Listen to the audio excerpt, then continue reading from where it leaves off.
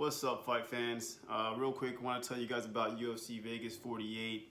Kyle Daukaus, he is a fighter's fighter, coming up the ranks, taking on opponents, taking the lumps, taking the wins and the losses and the no contest. If you're familiar with Kyle Daukaus, and if you're not, let me give you a summary.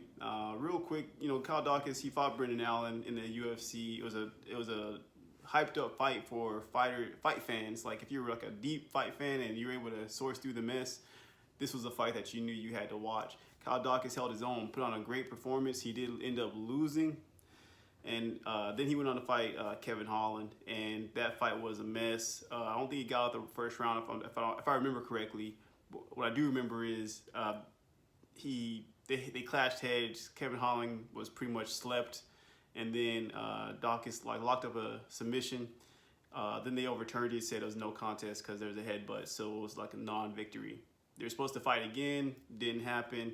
So Kyle Daukaus, he's just kind of been through it looking for an opponent. Unfortunately, he was put in that same predicament. February 19th is his next fight, and he was supposed to fight Julian Marquez, another notable name, someone rising up the ranks, making the middleweight class exciting.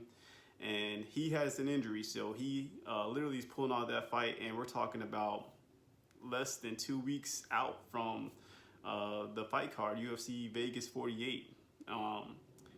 The good news is there is another betting star coming up, Jamie Pickett.